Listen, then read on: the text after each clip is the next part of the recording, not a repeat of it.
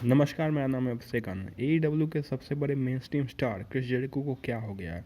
उन्हें देखकर लगता है मानो उन्होंने ना तो सालों से कोई एक्सरसाइज किया है और डाइट पर तो उनका कोई ध्यान ही नहीं है।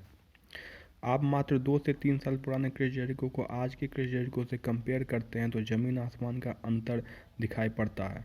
क्रिस जेरिको जो अपने पूरे कैरियर अपने अच्छे फिजिकल कंडीशनिंग और इंड्योरेंस के लिए जाने जाते थे, आज वो मात्र मोटे थुलथुले कॉमेडियन बन के रह गए हैं।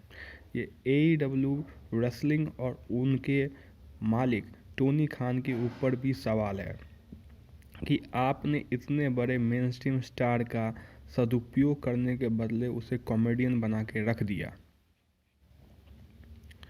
क्रिस जेरिको जो अच्छे रेसलर हैं लेकिन उनके साथ समस्या ये है कि वो अपने बॉस को प्रसन्न करने का प्रयास कर रहे हैं, जो दुर्भाग्यपूर्ण है। कायदे से उन्हें लॉकर रूम का लीडर होना चाहिए, उन्हें यंग रेसलर्स को समझाना चाहिए और डिसिप्लिन मेंटेन करने का प्रयास करना चाहिए।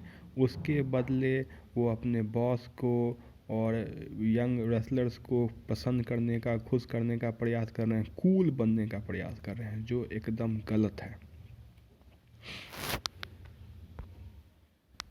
उनके फिजिकल कंडीशनिंग का नायाब उदाहरण उनका मैच था कजेरियन के साथ, जो कुछ सप्ताह पुराना है। मैच का स्टार्ट होते ही उनका बेल्ट टूट गया, जो कमर में पहनने वाला बेल्ट है वो टूट गया।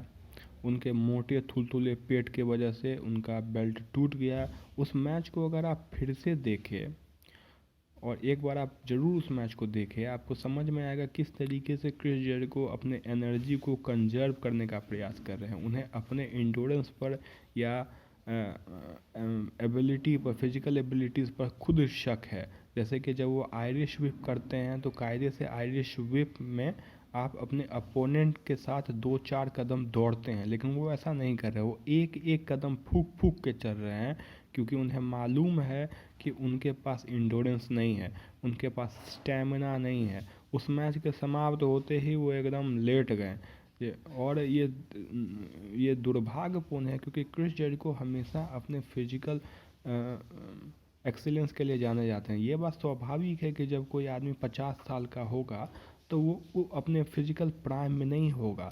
लेकिन आप कंपेयर कीजिए मिनोरू सुजुकी से, जो भी 50 साल के हैं, यूजी नगाडा से, जो 50 साल से ऊपर हैं, वो अच्छी कंडीशनिंग में है। क्रिस जेरिको की स्थिति ऐसी क्यों है?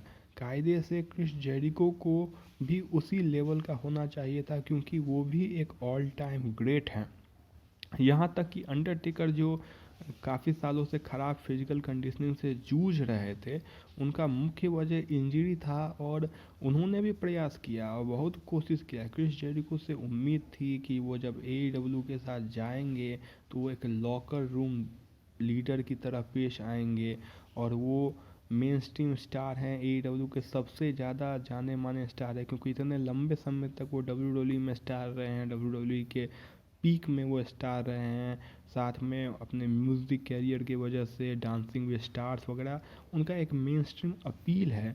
उन्हें मेन स्ट्रीम अपील का फ़ायदा उठाना चाहिए और एईडब्ल्यू के उनका फ़ायदा उठाकर नए स्टार्स बनाना चाहिए, जबकि वो ऐसा बिल्कुल नहीं कर रहे हैं।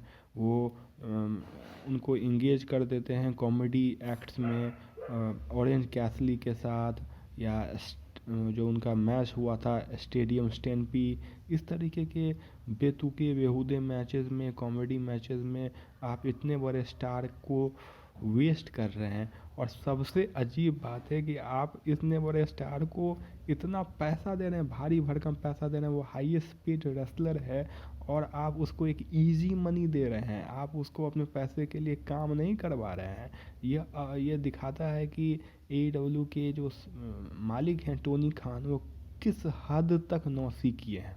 धन्यवाद।